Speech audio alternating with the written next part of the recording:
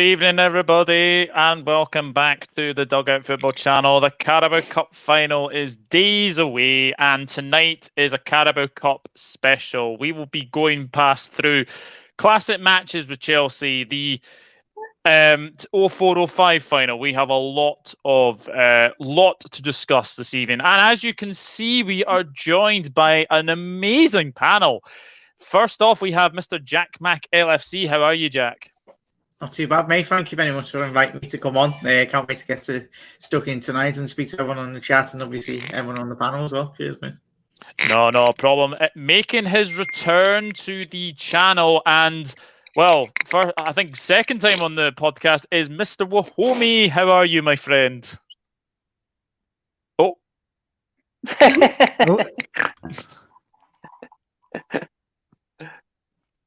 Oh no. Okay. Reverse that again. Also joining us from the Empire of the Kop is Farrell Keeling. How are you, Farrell? Not too bad, mate. Not too bad. I'm not glad to make my debut here. Thanks for inviting me on. It's a pleasure. Joining us, you obviously can't see him, but making his return to the podcast is Dan. How are you, Dan? I'm sorry, yeah, I'm having a few technical problems. As I said a few weeks ago, me Samsung phone, for some reason, the front camera doesn't work, and I've tried clearing the cache, I've tried everything on YouTube and all that, and nothing just seems to be getting it back on. So if anyone's like a top Samsung expert, let me know. But in the meantime, it's great because I can sit here and I can pick my nose. I can do whatever I want, you know. And it's great. You just can't see me. Well, it is a pleasure to have you back. I still haven't cut my hair, and it's getting like in my eyes now. It really is getting big. No, that's not right. All right. He will be very, very pleased to know that the Champions League final is literally on his doorstep right now. Making his return to the podcast, Mr. Owen Thomas from the Kop On Podcast. How are you, my friend? Yes, very well. Thank you. Very well. Yeah, it's great to be here. Obviously, very sad about why the Champions League final has moved. My heart goes out to everybody involved. But it is, if they're going to choose any city to take it from St. Petersburg, to choose it in the one where you live is pretty cool. So I'm going to try and get tickets. I've been nowhere near a Champions League final before, apart from outside the stadium in Madrid. So maybe I'll be sort of half an hour that way to see us win number 7. Who knows? You never know your luck. But thanks for the invite. Great to see everybody here. And it's lovely to be here. Thanks. It is fantastic to have you as well. And joining me as usual is a regular panelist now, Mr. Connor Niblett from the Kop Council. How are you, Connor? I'm very good, thank you, mate. Looking forward to Sunday, and then it's nice to see everyone on the panel. I hope everyone's doing good as well at home. Yeah, absolutely. We've got the lovely Sophie back as well. How are you, Sophie? I'm good, thank you. I'm looking forward to tonight. We've got a really full panel going on here, so should be interesting. We certainly do. Dan has just gone off slightly again, but actually, to try this a second time, making his return to the podcast after what seems to be a long time is Wahome. Yeah. How are you, Wahome? I'm doing good. Yeah, sorry about that. My phone crashed. We are good. Not a problem. It's been a while. No problem. Let's say hello to a few people and then we will get cracking on. Helen and Ballum are having some interesting chat about Celtic. Do you know actually Celtic are the only team in history to be knocked out of the Champions League, the Europa League and the Europa Conference League in the same season? History making. And congratulations to obviously Rangers as well. The lovely Liz Golden is in. Sophie, your dog is beautiful. He is, but I'm quite biased. But he is, yeah. He's a regular on the channel. Yeah. Hello to Gary Richards as well. Thank you for tuning in. Evening all. Wahome's back blast from the past. That's hard to say without being tongue-tied. He can stream naked and hope the camera doesn't come on. I think that's about Dan. And there were problems. Haha. Good Wahome and everybody's able to join. Yes, Champions League final is now in Paris, France. I try, Helen. Poor Douglas introducing all these guests. Nah. I wanted to be a special panel this evening. Absolutely. I know, very trying, laughing my arse off. Celtic standards for you. Yeah, absolutely. We'll briefly mention this because shout out to myself, Jack, Connor, Sophie, Ricky, Luke, and Jamie, all of us said that Matip was finally going to score on one of those bombing runs. And what happens? He goes and scores. Yes, 6-0. Just very, very quickly, Jack, did you expect 6-0? Of course, mate. I went 9-0. Well, I tried to go 10-0 on my boy, wouldn't let me. So, and I was only 3 goals off a grand and a half. And if we put our chances away, I would have been running out with Anfield naked, mate. So, but yeah, no, it would have been Joel Matip. That's been brewing for a very long time. We all know we've seen Joel.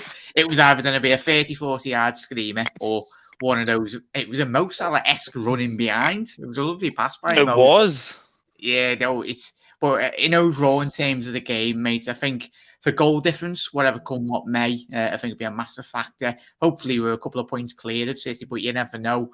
But if we won that game 2 or 3-0, I think we would have been disappointed because I think all of us have watched Leeds on Match of the Day or throughout this season and an absolute bloody shambles. For me personally, I can foresee them getting dragged into the relegation battle because watching that, I was at the ground at the weekend, mate, and yes, they missed Calvin Phillips, but even still, to watch a team that has the inability to just defend a throw-in, it was quite embarrassing, but it's standard Bielsa, but you know what? They play lovely football apparently, so yeah, whatever. But a great result, but absolutely made up, especially for Farrell. It was quite an easy game in the end, wasn't it? No, I think I remember talking about it sort of pre-game, sort of expecting, like we all knew the injuries, but I think more of a sort of a safe 3-0, 3-1. I think the thing that's obviously amazing is, beyond the scoreline, the fact we didn't really seem to get much past sort of second gear. I know John Aldridge sort of tweeted about it after the game and described it as bang ordinary, which is quite an extraordinary thing to say about a team that's just smashed Leeds 6-0 even at home. But yeah, no, I think straw on the park might be a little unfair, but I think dominant is definitely sort of the right sort of description of that. Yeah, definitely. And Sophie, I mean, if you're Mohamed Salah or Sadio Mane, I mean, the one thing that I get out of this game is we have now the 3 top scorers in the Premier League and the 3 top assist maker. Yeah, it's just class above class, isn't it, really? Like, it's kind of unbelievable when you look at the top scorers and top assists that it's all 3 Liverpool players. And someone put up, I know Diaz didn't score, but someone put up most touches in opposition box, and Luis Diaz is right up there. I just think he hasn't even embedded himself yet. We've got 3 top scorers from our team. Imagine what he's going to be like when he joins it. We'll be 1, 2, 3, 4, 5. We'll be all of it. But the lads were brilliant, weren't they? Salah just looks like he's out to break every single record possible this season and be a 5th season, isn't he? Yeah, absolutely. Owen, I mean, the funny thing was we all have a Kop On group chat. Everyone was feeling very, very confident, weren't they? Like, I don't think anyone said 6-0, but there were a lot of high scores in the predictions. Yeah, our friend Alan said 5-0. He was the closest. I said 7-4. I think because I had too much tea yesterday, and it was wonderful. There were so many positives, but if you look at the bigger picture, I mean, you can just say, I mean, poor Leeds, they're missing their spine in effect in terms of their main striker, their main midfielder, their main central defender. So we know how bad that is when you're missing your spine. So, but it's the bigger context that's the real positive. Is 9 wins in a row, and I counted. We've scored 25 goals. And we've only conceded 3. Chelsea in the last 9 games, they've won 7, drawn 1, and lost 1 to Manchester City. They've only scored 12 goals compared to our 25. Oh wow! Although they've conceded 4. So, it could be a very cagey game on Sunday. I'm really looking forward to it. But, it's like a bit of a one-off to win 6-0, but it does happen. But it's just so exciting. I mean, Sophie's talking about Luis Diaz. Wow, what a guy. And, it looks like, I don't know, we've got so much to talk about, but it looks like that might be the same front 3 again on Sunday, which will be superb because Luis Diaz got 90 2% passing accuracy, which is Wow. extraordinary for someone who's just come into the side, who's playing up front. It's crazy. It's crazy good. It's unbelievable.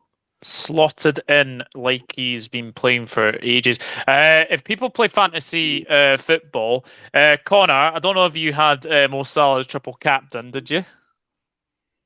I didn't this week, no. Unfortunately. Oh no! I feel like you triple captain him every week. Like you should do, but then like I forgot all about it, and then especially when it's Leeds, you're like, yeah, you should definitely triple captain Mo against Leeds.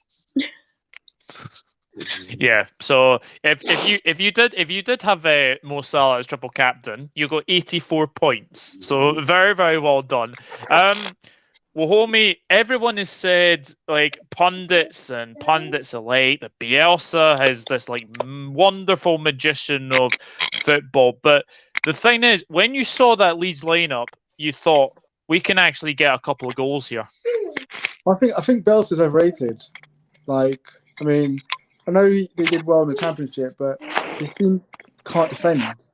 You know, like they conceded like 49 goals. You know, so Yeah. you know, you need to be able to adapt the tactics as well. So I don't think he's as good as management me out to be. And I know people said Leeds had players missing, but we beat them 3-0 with their best team earlier in the season at Ellen Road with Phillips. All of them were there. So, you know what thing about that game highlighted to me again is that, you know, when you watch it on TV, like the commentators again, like I was watching Paul Merson talking about the game afterwards, and he was saying that how Leeds causes trouble. And they seem to get confused. Like when a chance is called offside, it's not a chance. They keep going on about how teams are getting behind us, but they're getting called offside. I think I saw a stat the other day that we have the most in terms of winning offsides in the Premiership. Mm-hmm. You know, and they get every week when you call people offside, they assume that that's a chance, but it's not a chance. So Yeah. I think they don't highlight how good our defensive line is or how good our defense is. You know, I heard obviously someone say before Chelsea's defense is good, yeah, but they only conceded 2 less goals than us. You know, so our defense doesn't get the credit it deserves compared to like Man City or Chelsea or Wolves' defense. But you know, so I think like a lot of these games we've been in recently have been a lot easy, haven't been as difficult as people are making out to be. The commentators, where they keep saying Liverpool are exposed or teams are getting behind us. So I think like we don't get. I feel there's a lot of times there's a certain bias against us still. Other teams. Yeah, I mean, Dan, it has to be said now that obviously being 3 points behind City is absolutely massive, but this could come down, if it comes down to goal difference, as if it stopped today and we come down to goal difference and we would be on the same amount of points as City, we would be winning it. Yeah, we done well, didn't we? I mean, going into obviously like Wednesday night, I was thinking, yeah, we're 2 goals behind. A 3-goal win would be brilliant, because it'd be like, I mean, it'd still be close, but just that psychological thing of, you know, having the better goal difference. So if we were 14 points behind with the worst goal difference, it'd be, you know, obviously 3 points behind with a better goal difference. So to get 6 was unbelievable. And just sort of touching on the point Wahome made then, he said about us being the top for the offsides. I can't remember the exact figures, but we were like double the next nearest, which is Man City. I think we were on like 120, and they were on about 60 for catching teams offside. As he quite rightly said, it provides a false narrative the way like the games play on after you know and then the linesman picks up the flags. People think, oh, they got away with one there. Where really, if the linesman just lifted the flag, would have been called off a lot earlier, and people would be saying, wow, what a brilliant offside trap. Liverpool have got, it's like peak George Graham Arsenal stuff, but it is what it is. Yeah, 100%. 100%. Let's see what some of you were saying. When Leeds defend like that, you could have played 11 pigeons and they would still beat Leeds. Yeah, I think that's definitely. Backup goalkeeper is definitely playing. 3-1 win. Alan's gone for 3-1 win. Okay. Leeds can defend supermarket bag blown towards them in the wind. Yeah, that's funny. Hello to Sebastian. Thank you for tuning in. I had Robertson captain, so I'm still happy enough. I captained Salah, but I used my triple captain earlier in the season. Bielsa is a magician at ruining defences. Merson should clean his glasses as if he's saying dribble like that. Yeah, definitely. Let the bias against us continue. I bloody love it. I bloody love it as well. Klopp has said that Kelleher will keep his place at the final. Do any of you guys think Tsimikas and maybe Taki deserve to play also?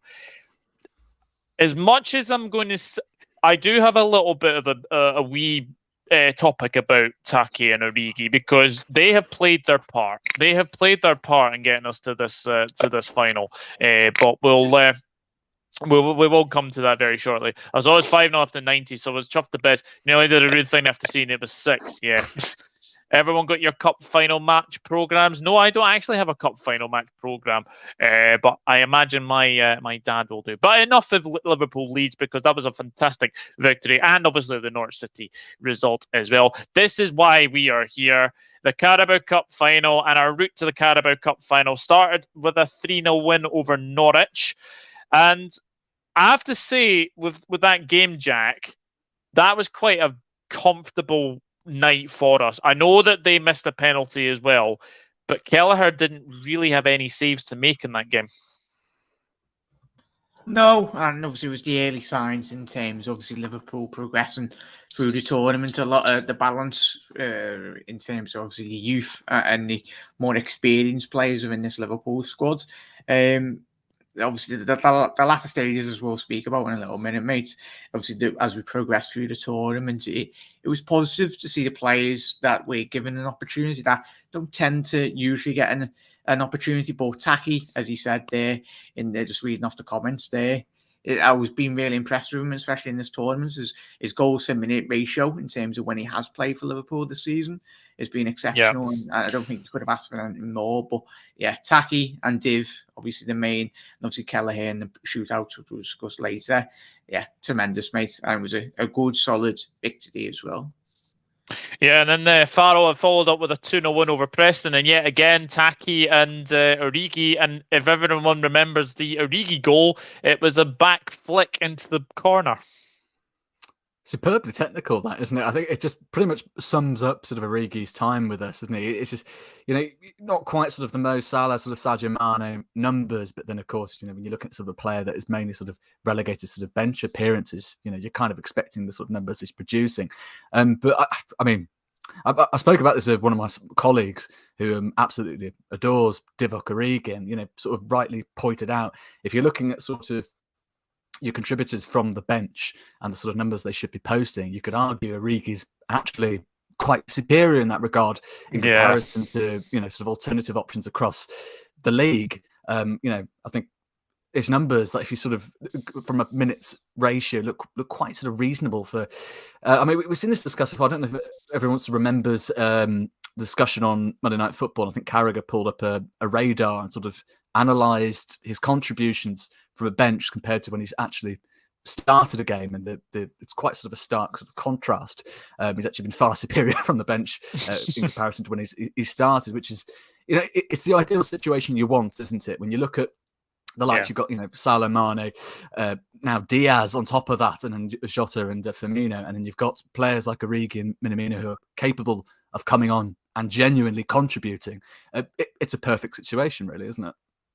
Yeah, 100%. And then, Sophie, comes the Leicester City game, where at halftime we were 3-1 down. We brought on our big guns, and it made the difference. What? What game? What? The Leicester City Cup game, where we were 3-1 down at halftime, and then we brought everyone on after that. Yeah, I think sorry, I can't remember your name. It just says we've got certain players that are just so much. I'm so sorry, honey. That's all right.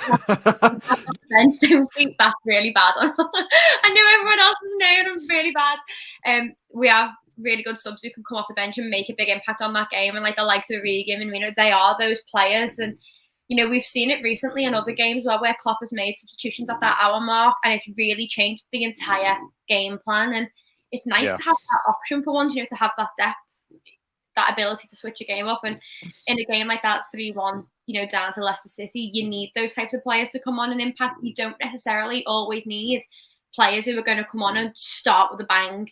Sometimes you need those slow burners, to come on and do something. Yeah, absolutely. And then Owen comes to obviously the semi-finals against Arsenal. Obviously, the first game we couldn't hit a barn door to save ourselves. Obviously, playing against 10 men after Granit Xhaka, who else got sent off. But the second game is all about why we've got Mr. Diogo Jota just having that fox in the box, and Arsenal yet again didn't lay a glove on us. Yeah, Diogo. There's a great interview. I don't know if any of you have heard his interview on the Anfield Wrap.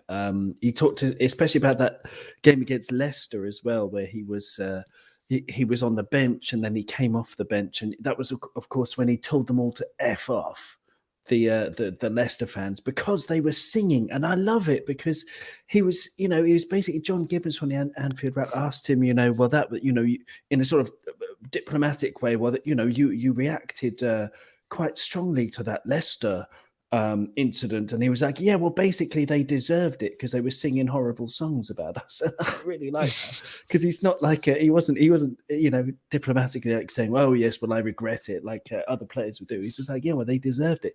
But yeah, in the semi-final, of course, 0-0 in the first leg. We had Milner started that one in midfield with Fabinho and Henderson, and then in the second leg it was Henderson, Fabinho, and Curtis Jones. So really, the secret weapon for this final will be, well, the secret weapons will be Luis Diaz in place of the injured Diogo.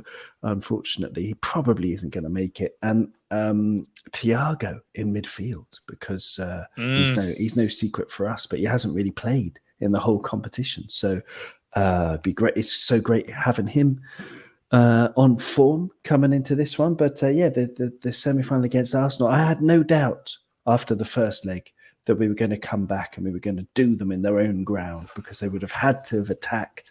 And when Arsenal attack, they leave gaps, and that's when we're at our most dangerous. So yeah, very, very, very satisfying win.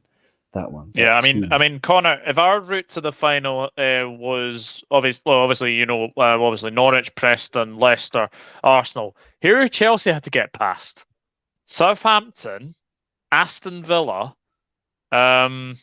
Brentford, and then Tottenham. So they've had to play 4 Premier League sides. Is it better to play tough opponents to get to the final, or is it better to play easier opponents? What do you think? I think it doesn't really matter, to be honest with you. You're lucky. It's one of these things where, we look at other teams and they get, League One, League Two teams. City. Sorry, didn't want to mention them.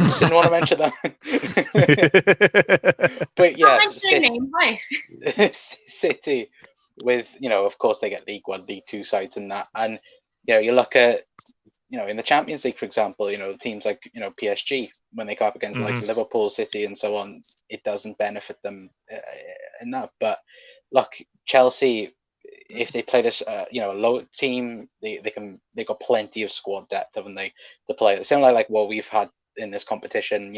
As we'll speak about Divock and Taki later on. We've been able to use the squad, and I think that's the best part about this cup run, is the fact we haven't used all like the usual suspects in terms of Ali, Virgil, Matip, and that. We've used them, yes, we have, but we've used the likes of Taki, Origi, Curtis Jones has had an opportunity to shine, Costas as well, Kanate as well, Naby as well, and that's what I like more about this cup run, is the fact that we've been able to look at every single player and go, they've contributed in some way towards us. Hopefully, we're winning it, obviously. But I think fingers crossed. Yeah, fingers crossed. But you know what I mean. Like, you can look at everyone and go, look, they've had some part to play in winning the trophy come Sunday. Yeah, definitely. I mean, well, homie, this cup run has allowed us to field the likes of Harvey Blair, who we probably haven't seen him for a while. Owen Beck, Connor Bradley. It's nice to see the youngsters getting blended in, isn't it? Yeah, that's what this tournament's really about in the early stages, is to put through the youngsters and get them minutes. Otherwise, they're not going to ever get to play. So, and it's how we, because we don't always want to be having to buy players. You want to be able to let blood in youngsters from the academy So, and it gives them a chance to know, look, you are going to get games. You are going to get games with the big players. So it gives them that, that motivation. So it's been good to like blood through some of these players, and so we can see the next crop of young Kopites that are going to carry the club forward. So they might not play in the final, but they've got good experience, which is what you want. I mean, sorry, I've just seen this comment. Chelsea did get Spurs. Spurs are bridesmaids on and off the pitch, with Conte being the bride trying to control the bridesmaids. And then Liz Golden goes, Chris, I dare say groomsmen, because way more issues at weddings, lol. I just love you two way of thinking. Anyway, but we'll obviously come away from our routes to the final. And we will talk about the importance of Origi and Minamino, because Dan, two players who looked like they were potentially heading out of the club in the summer, didn't happen. They've stayed back, and they've actually played their part in this road to the final, haven't they? Oh, mate, they've been absolutely brilliant, haven't they? When you think they started the season as 5th and 6th choice forwards, and now the 6th and 7th choice forwards, they've contributed. I've spoke about it before on this show, the goals or the goal contributions, if you include the assists per minute, has been absolutely outstanding. I don't know who Man City's 6th choice forward is, don't know who Man United's 6th choice forward is, but God knows who they are, but they've contributed to us and helped us get through to the tournament. I'd love there to be some role for them to play on the weekend. I don't think there is. I think it's going to be like Salah and all the usual guys coming in, but we'll wait and see. And it wasn't, by the way, it wasn't just in the summer. We expected that they could have left. We were thinking like a few weeks ago in January they could have left, wasn't we? But again, neither of them. And now with the injuries to Jota and Firmino, they're sort of back getting a sniff again, aren't they? And actually, Origi in his last few games looked pretty sharp, and he's come on, looked good against Norwich, albeit he didn't get a goal, but he helped, turn the game round, and he looked all right on Wednesday as well. But as I say, we'll wait and see them. There might be a place for them somewhere on Sunday, maybe as a sub coming on. Certainly Origi, maybe less so Minamino, but as I say, we'll wait and see till Sunday. Yeah, absolutely. Yeah, I mean, Jack, obviously, Minamino, I have really felt for him because, he took a bit of time to get going. Like, when we obviously won the league, like, you obviously saw in the celebrations that he wasn't really getting involved, and I felt sorry for that. This season, though, I think it's something like 6 goals this season whenever he's played. Yeah. It's a fantastic record for him. Yeah, well, the year in which he did come in, mate, it was a difficult period for the whole world in terms of the pandemic. It was difficult in terms of finding a new language, settling into a new country and a culture. I think there was a good, I read a couple of it in terms of LFC's website this week, done an interview, first time in English as well. So he's picking up, I think you might need a couple of lessons in Scouse as well. That's a whole different level of English. But yeah, no, he's done well, Taki, and when all of us we can very much relate in terms of, as Dan's alluded to, him and Origi, they know the place within the squad. Obviously, they would like to play a bit more in terms of that, but in terms of man management from Jurgen Klopp, they understand where they are within the squad. But both of them have been superb, and whatever does happen come the end of May, if they do stay in that. But what I love about Taki was, potentially Liverpool were looking to get him out the door, but he was very resolute, similar to Jordan Henderson when the club tried to flog him for Clint Dempsey to follow all those years ago.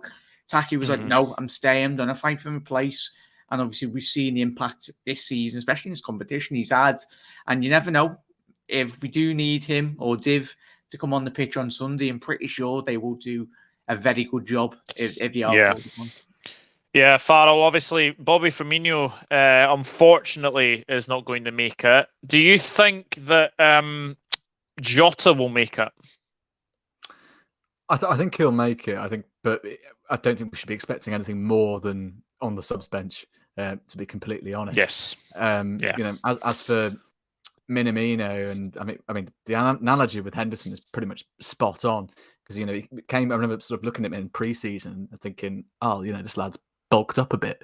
I can't remember specific pre-season game, but I remember he was involved in a few battles, and you just thought, oh, Minamino last season, he would have been, one touch from a stray wind, and he'd be, miles off on the sidelines. But he was holding his own. So he's come back a different player, and I've just pulled up the numbers collectively on Origi and Minamino. I think it's 15 goal contributions collectively in 33 games.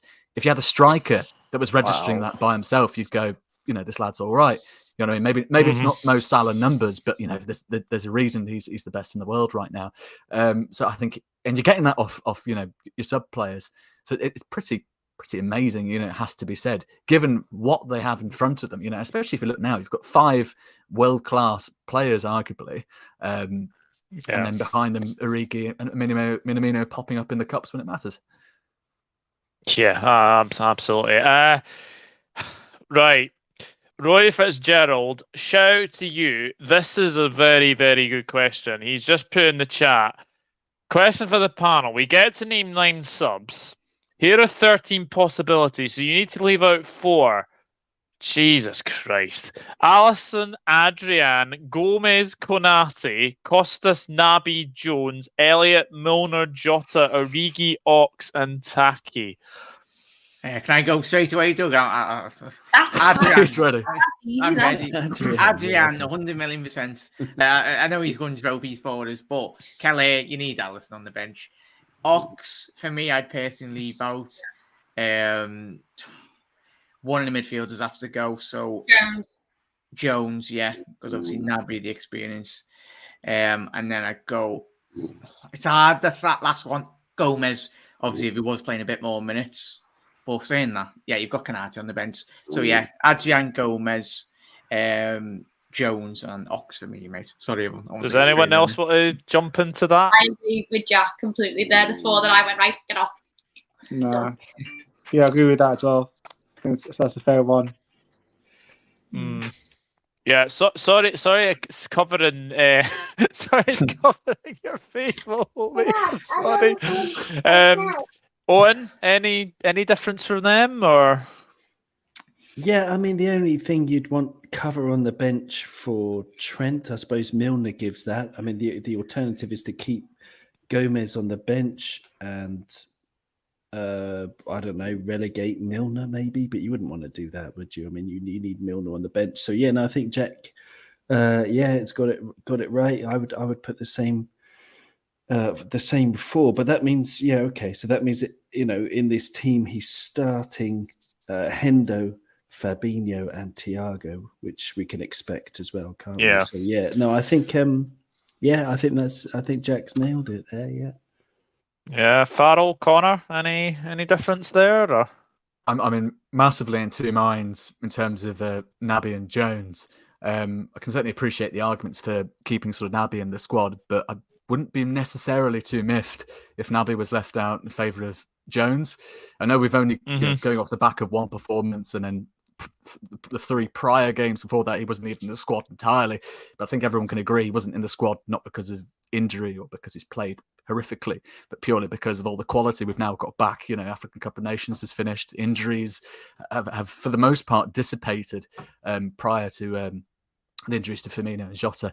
I don't know. I just think if you're looking what you can sort of potentially sort of bring on to actually genuinely impact a game, it very much depends. What the scoreline's looking at. Whether you're looking to sort of get more sort of creativity in the game or sort of control it a bit more. But I think if you're in a winning position, I'd probably argue I'd rather have Jones sort of coming on. Just someone who's very sort of comfortable. In possession. Attracts the pressure, can beat the pressure. That's my personal opinion on it. Oh, Connor, what do you say about that? To be fair, I agree with what Jack said earlier. The one thing I would be fuming about is if Adrian and Alisson was named on the bench. Because why? You only need one keeper. Unless I don't be nowhere near that bench ever again. But yeah, if we see 2 goalkeepers, then yeah, I think everyone should be fuming. But yeah, I you look at that, the names on there, and you can just see all of them getting in the squad apart from Adrian. And yeah, it's it's filthy that the fact we can't play them all, because it would be nice to. Yeah, I know. But it's nice though to be able to pick from everyone available for once in a final. Yeah. Dan, do you have any alternatives there? Who misses out or not really? No, I think Jack nailed it first time, and Connor was quite right though as well. Apart from Adrian, pretty much everyone there has played in the tournaments, haven't they? And deserves at least a spot on the bench. And it's going to be heartbreaking for whoever missed out. If we say Curtis Jones missed out, did Curtis Jones start the second leg of the semi? He did, didn't he? Yes, I think he did. Yeah, he definitely Yeah. Did. So I mean, what a sort of turnaround from starting the second leg of the semi to then missing out completely, even a place on the bench for the final. But I mean, I wouldn't be surprised if there was a little shock in the starting lineup there. But if it was going to pick between Naby and Jones, regardless of their abilities, I think if I'd spent 60 million on one and the other one was a free transfer, from the academy, I think I'd be putting Naby in there as well, to be honest with you. So I think Jack hits it about on the edge, really.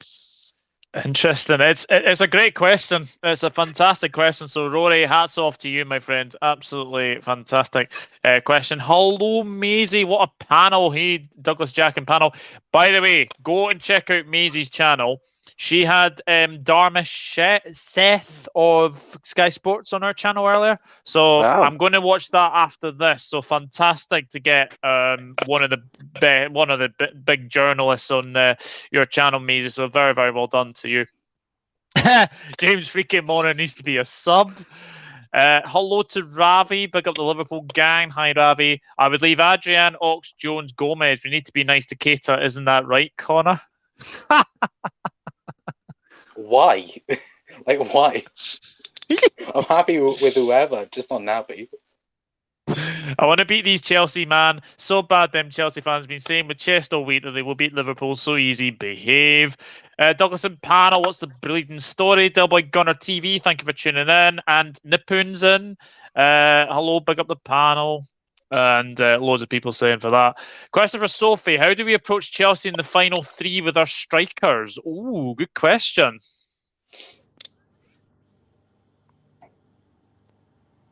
Soph?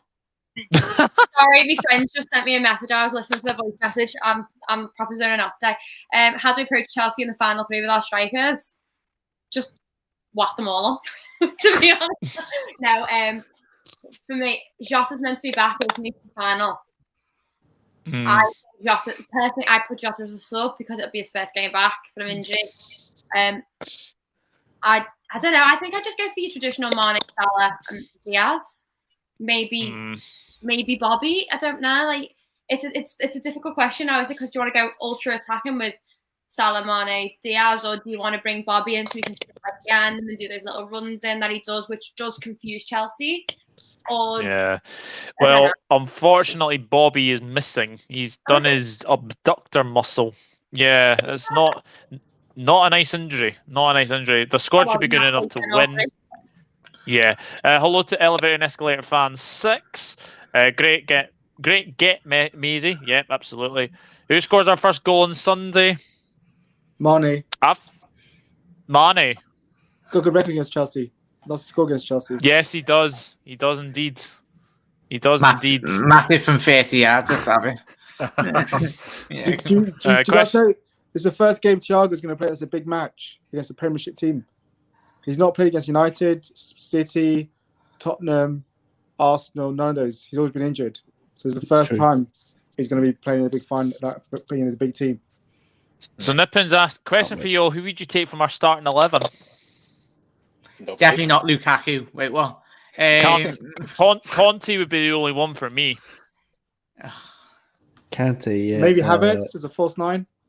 No. Over who? Over Bobby? Not over Bobby, but it just if I was to bring him as a replacement for Bobby when Bobby gets older. Is that a take straight into the starting 11 or just to add to the squad? Yeah, I mean, they can clean the boots. Because you could. The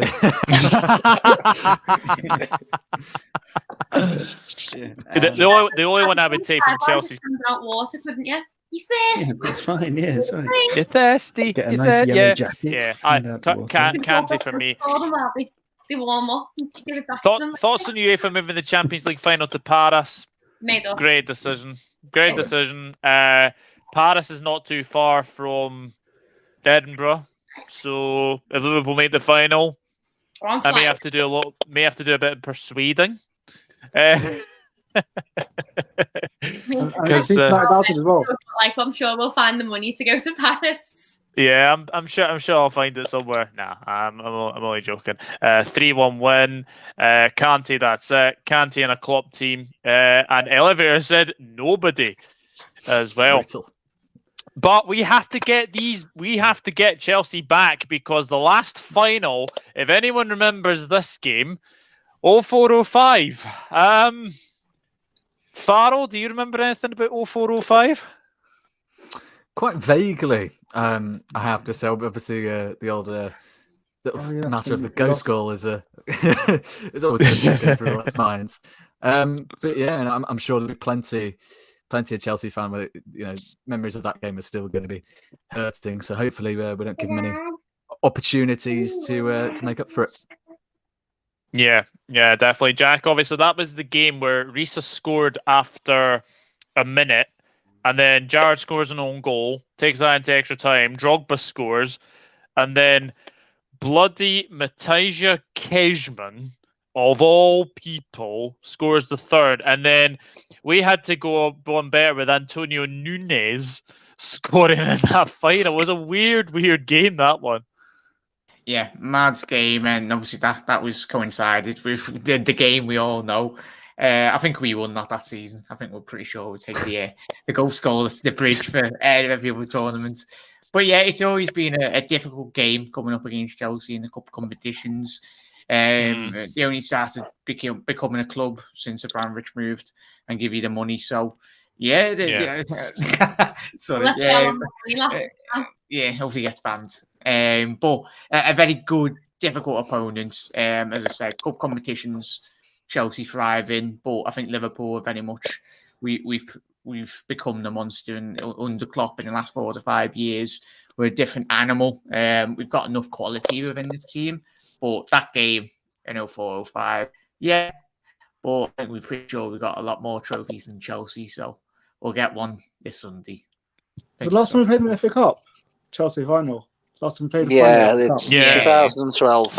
Yeah, when they beat us. Okay, yeah. Okay. That Andy Carroll goal was over the line. I swear to God, it was. It was. If we had goal line technology, then that would have been overline. But Owen, do you agree with me the fact that this game kind of started the Chelsea-Liverpool rivalry? I wouldn't even call it a rivalry. Yeah, I mean, it's interesting. Like, who is our rival? If any Chelsea fan, like for example, when Chelsea played Man City in the Champions League final, I was supporting Chelsea just because I hate them marginally less than Man City. But I mean, it's not a deep hatred. It's perhaps it's the wrong word. I dislike them.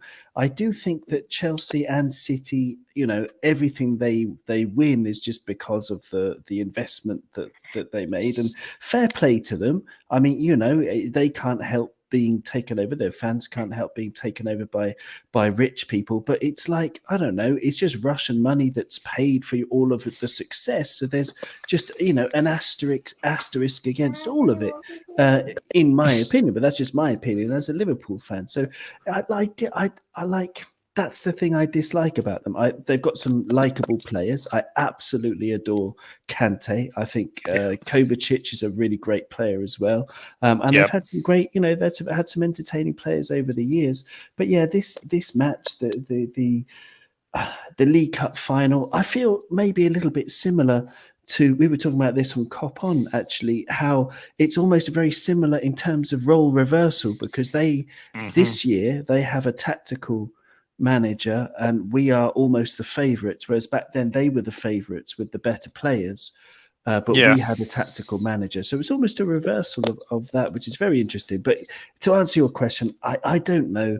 The rivalry's been more one-sided, because I still don't hate Chelsea with anything like a passion.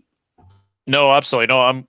Connor, we've had some classic fixtures over the years. Obviously, I remember the ghost goal that I mentioned to Anka about 2 or 3 times yesterday, and he was starting to get a little bit annoyed with me. We had the Agar goal that we went through against them on penalties. We've obviously had I think we've had a few League Cup ties as well with them as well. The thing is, Liverpool and Chelsea were bound to meet in a cup competition, and it is the 2022 final.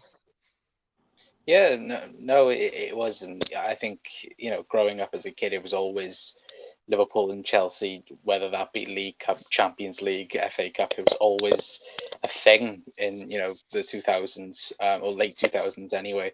But again, just this season, it was... I think it was a known thing that Chelsea were going to get close to the final under Thomas Tuchel. You look at them, the Champions League final last year, how he took that side to the final and of course won it. And he's done it, everywhere he's gone. He's done it at PSG, he's done it, I think, Dortmund as well. They had a good cup run the one year. I think they lost to Bayern on penalties that year as well. And it's the fact that, you know what you are expecting from from Chelsea now. In terms of you know they're going to go for that 3-4-3, you know they're going to be that difficult opposition to beat, and at the end of the day, it's boring to watch. I'll happily admit that it's boring to watch. For Chelsea, they play unbelievably boring football, but it works. It wins them games and it wins them trophies, and it has done since Tuchel has come in, and that's what I think we have to not fall into that trap on Sunday, especially of being, because, don't get me wrong, I think especially in the league games this season, we should have beat Chelsea in both. And it was our fault that we drew both of those games. But we have to, go into the game full of, we've got full of confidence from Leeds and so on, but it's going to be one of those classic games, I feel, that we'll look back in 5 years' time and hopefully be on the right side of it. But I think it'll be one of these nervy games as well, because Tuchel knows,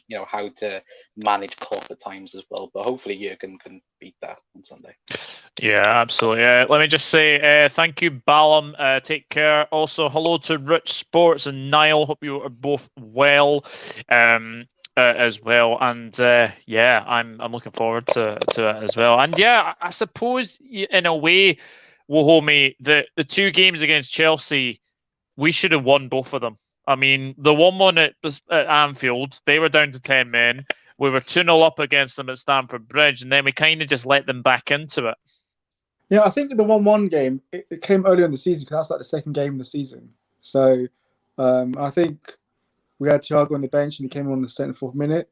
So, I think we should have won that, definitely. The 2-2 game, I think we lacked experience in that game, which is weird because obviously I remember Milner gave away a pointless foul on the stroke of half time, and then Kovac scored that long range goal. Like, it was just like when our experienced players in that game didn't show their experience, which cost us. I think going into this Sunday, for me, the biggest difference is going to be the Thiago's influence in the middle of the park, because like I said before, we missed him in big games. Whenever he had a big game, he's always been injured. So and we've seen the difference that he does. Like, he speeds up play, controls the game. He's arguably, after being our best defender, defensive midfield, in terms of interceptions, blocks, recoveries, and he gets us going forward up the pitch. He reminds me of Alonso, what Alonso used to do for us. We can play with a fast tempo with Thiago. So I think he's going to be the difference. His experience of winning trophies at Bayern Munich, his ability to be world-class. The last time Chelsea played Bayern Munich, they lost 4-1, and I remember Mason Mount saying that they couldn't get near Thiago. And there was Kovac, there was Kante and Mount all playing that game, and none of them can touch him. So I think I think for me on Sunday, he's the key. He's going to be the difference maker that's going to get us over the line in terms of controlling that game. And I don't think in the 2-2 game we controlled that game. We allowed Chelsea to come back into it.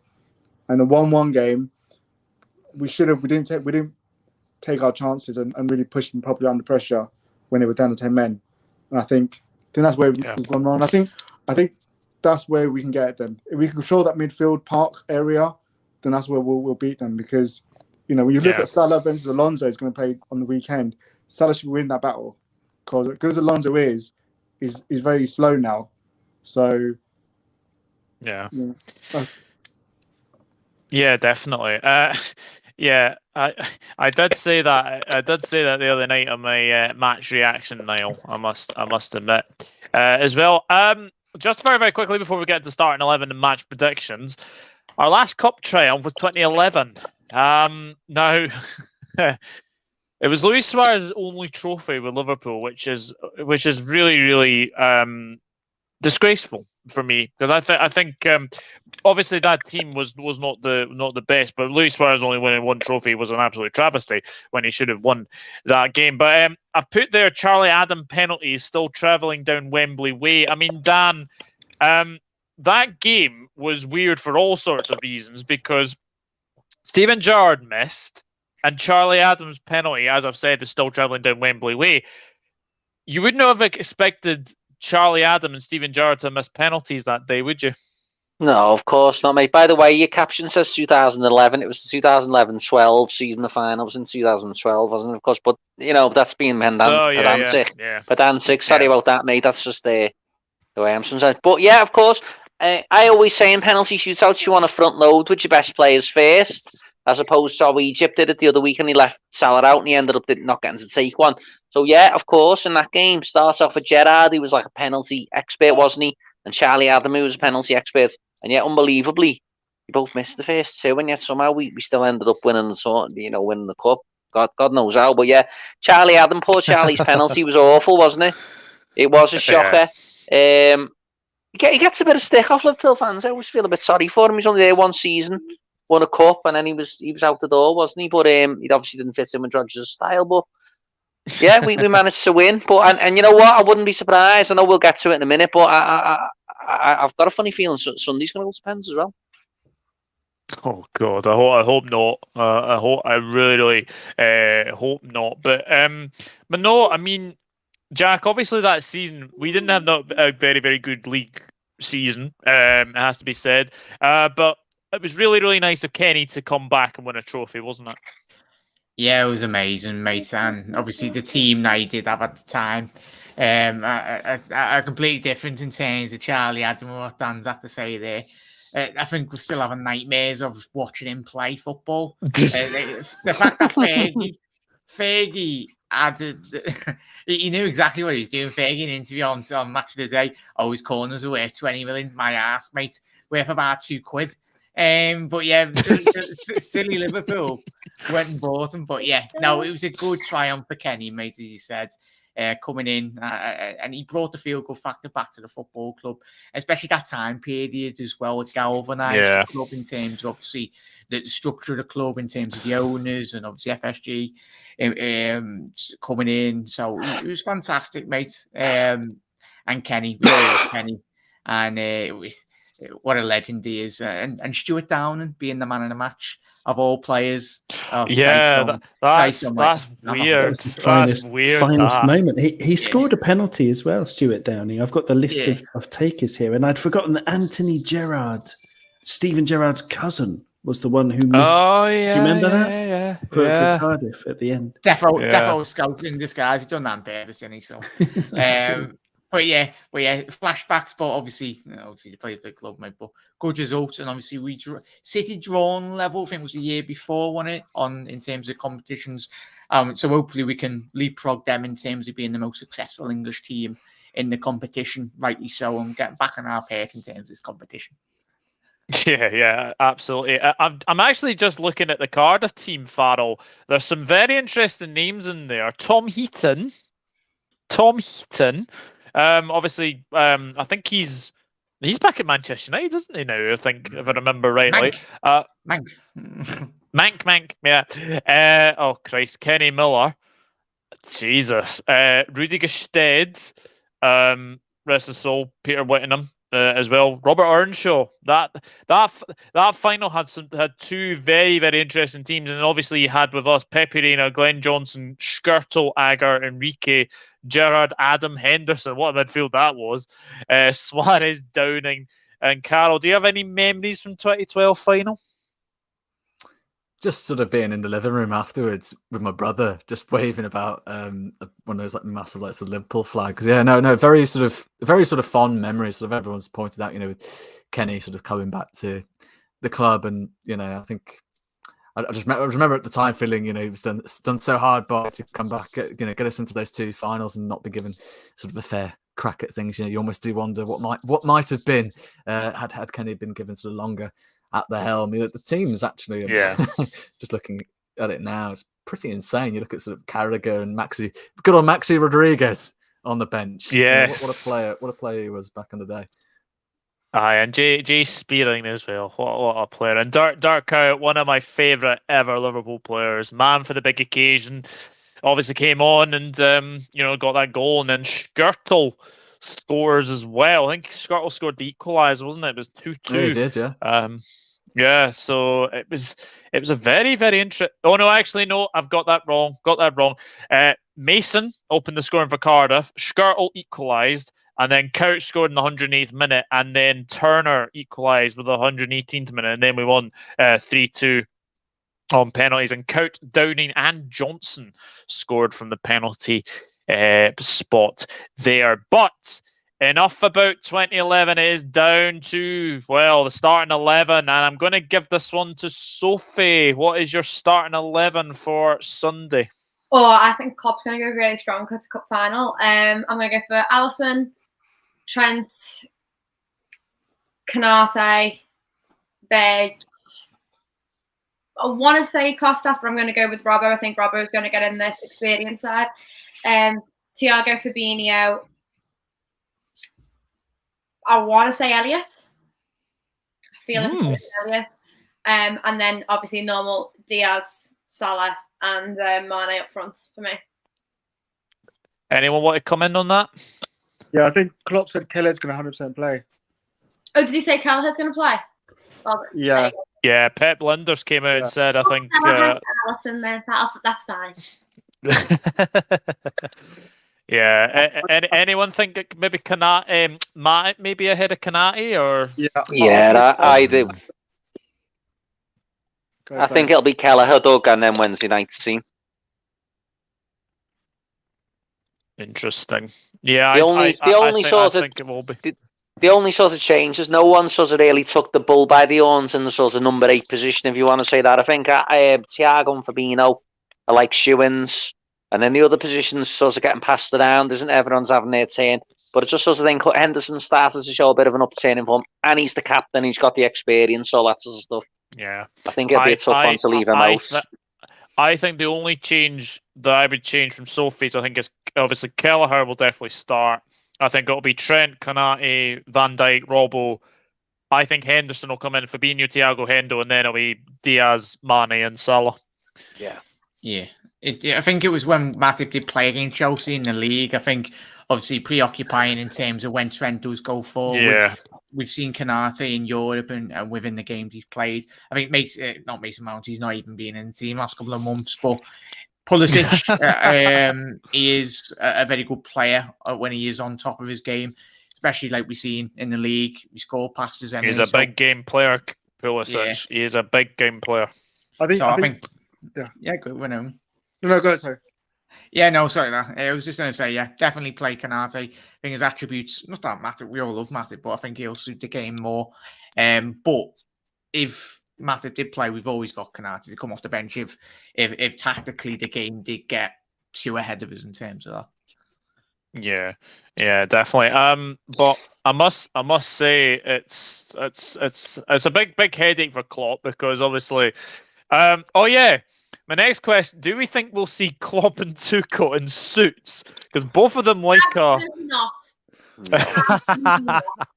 Jurgen absolutely hates the suit, isn't it? Rock up in a trackie with his hat on and his trainees and stand in the middle of Wembley like a full-on scouter, and I'm here for it. He's I not think he said, wearing a suit. I think he said I saw on Liverpool FC TV thing that he said he's not wearing a suit, he's wearing trackies. You know what he should Okay. do? He should wear a suit. Not a suit. He should wear a trackie and then just put a tie underneath his coat and just like, there you go. Nice. Yeah. Good That luck. would be amazing. It doesn't look That would comfortable be- in it, does it? Though, you know, even No. if he's forced to, it does look like, you know, the suit's almost wearing him, isn't it? You know, I Well, don't. I think yeah. This He Well, done didn't- one in the didn't he be- finals, didn't he? wear a suit type thing. Like, Yeah. it has to like this untold expectation that when you get to a final, you need to wear a suit. Just because some managers prefer to wear a suit on the sideline, that's their personal preference. It's not a law of the game. Yeah. My manager Well, he- up at every game ever in a pair of Well, he- training and a hat, then let him Well, rock every final. Well, he bloody hated the suit. He famously wore a suit for Borussia Dortmund at It's not bad. Wembley, and they obviously lost. So he obviously doesn't like the suit. But no, I thought it'd be. I know it's a tradition for a final, Liz, but Klopp and Tuchel both are wearing trackies. I think that is definitely going to happen. But you know what? We'll definitely see.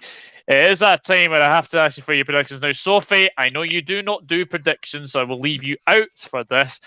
I will start with this. I'm going to go. I think we might go to extra time again.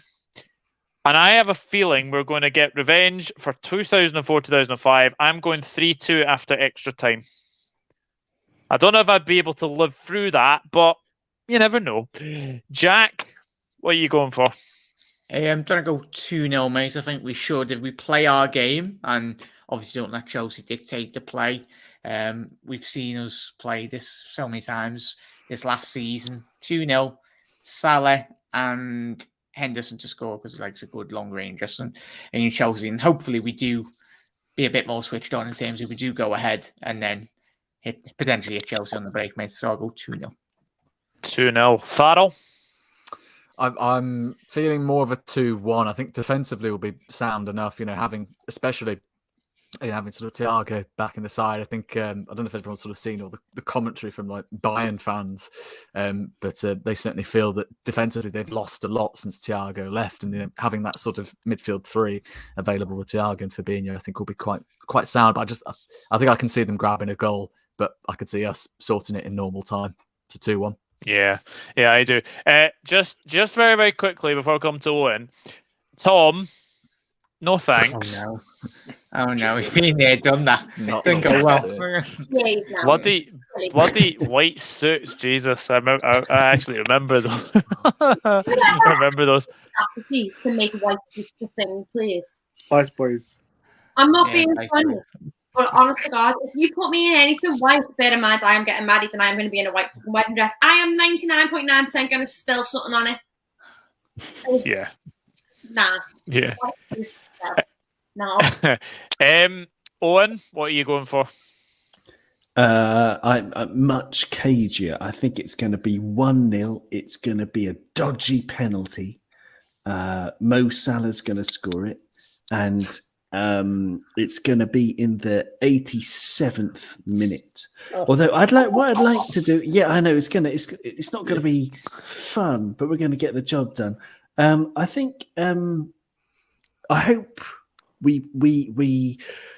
You know, Jack was saying Hendo from long range. I hope we try that because Kepa, you know, if you look at his stats at saving long shots, he's actually among the very worst in Europe. Like, honestly, like of any goalkeeper in Europe at saving long shots. So if he does play, and whoever we start there, you know, Thiago has got what do they call it? The swaz that he put on it. Is that what Chamberlain called it? He can swaz one into the corner or something because Kepa's going to get nowhere near it. So I hope that's something that we can, you know, have a go at because Chelsea it's going to be cagey because Chelsea are, you know, Tommy ball. It's boring as heck, but it's so hard to play against. It's really boring. It's like, I don't know, they're always passing backwards, playing the simple pass, and it's just, I don't know. So, I mean, we won't be able to do much against it.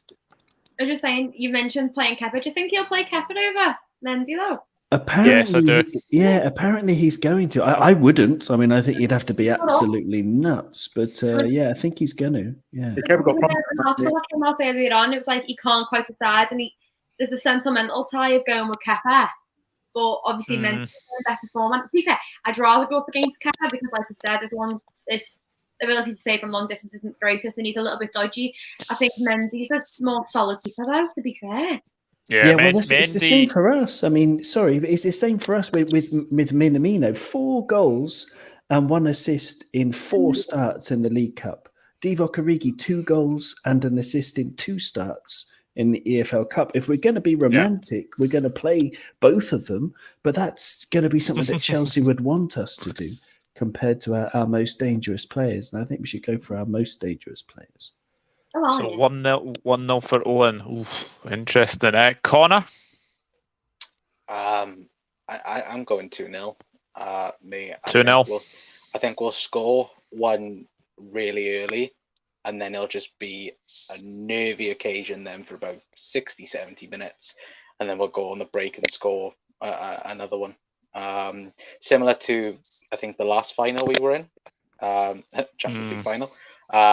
So yeah, 2-0 I'm going for Mo and Thiago as well. Oh, Thiago. Nice to bring them in. Wahome?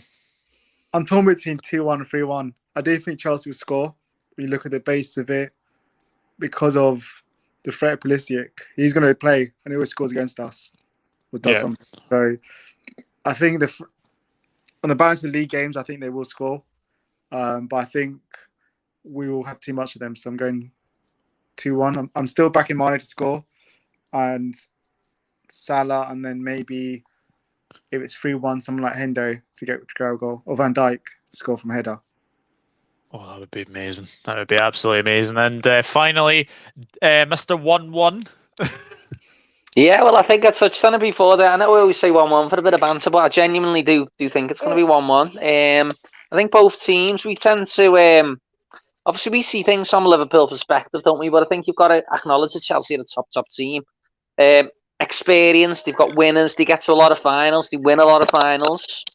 They'll be going there fully expecting to win. So it's going to be a tough match, mate. And I think I'd say 1-1, and I think it'll go to pens. And let's say 5-4 on pens to Liverpool. Keller hit a hero. Fingers crossed. Yeah. The final is not long away, but this has been an absolute fantastic podcast to preview the Carabao Cup Final. We previewed classic matches as well. It's all about Sunday, 4:30 kickoff on Sunday. Big thank you to a wonderful panel this evening. Jack, Mack LFC. I imagine you have a watch along coming up on Sunday, but just tell where people can find you. Yeah, thank you very much, mate, firstly, for letting me come on. Pleasure as always. Really do enjoy it. And great to speak to everyone on the panel, and most importantly, everyone in the comments. But just Jack Mack LFC on all socials, everyone. But thank you for having me on once again, fella. And fingers crossed the Reds can get it over the line on Sunday. Fingers crossed. Farrell, thank you very, very much for coming on. It's nice to get you on my channel as well. Where can people find you? Yeah, you can find me on @FarrellKeeling. Pretty much everything. Thanks again for having me on. It's been a pleasure to talk to everyone. And yeah, let's hope for another big win, hopefully on a Sunday, and first piece of silverware. Kick things off nicely. Absolutely. Sophie, thank you very much. Absolute pleasure. Always a pleasure, never a chore. Absolutely. Owen, thank you very much for coming back on as well. Have you got a Kop On coming up this week? Well, we recorded one yesterday, a preview as well, and we're going to record one after the final as well. So, you can get Kop On Podcast on Spotify, wherever you get your podcasts. But thank you, Doug, for the invite, and great to speak to everybody. So really nice to see everyone. So thanks.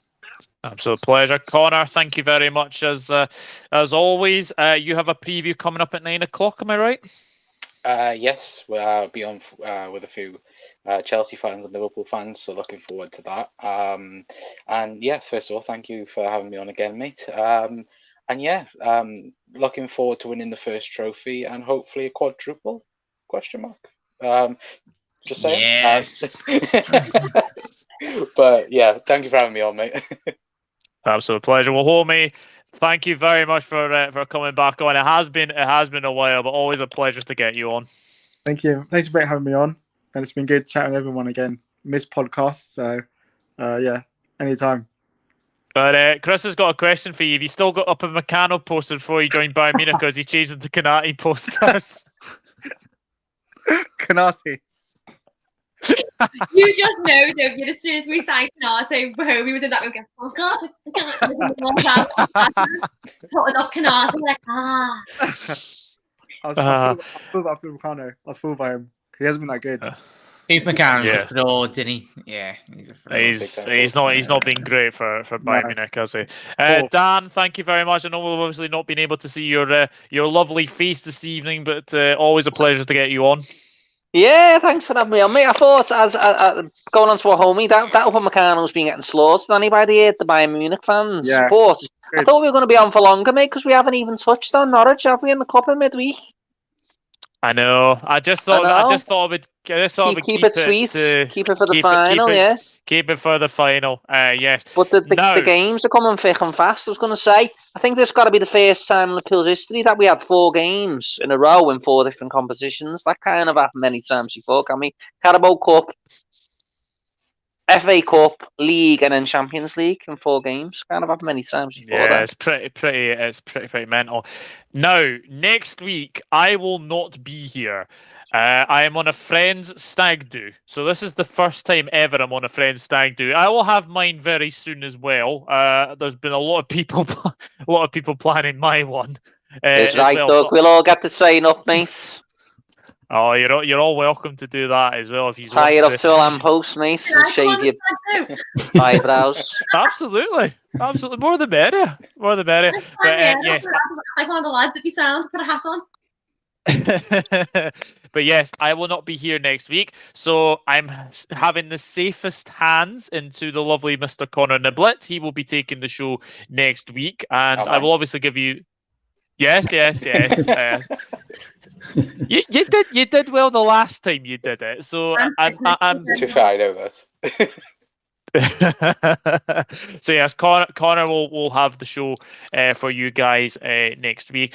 I will see you all in 2 weeks, where we will obviously be speaking about Inter Milan, Brighton. I think probably Arsenal is coming up, and then those dirty Mancs from the East Lancs Road will be coming to Anfield as well. But fingers and toes crossed that everything goes well on Sunday and that we bring our 9th League Cup home, becoming the most successful team in the competition.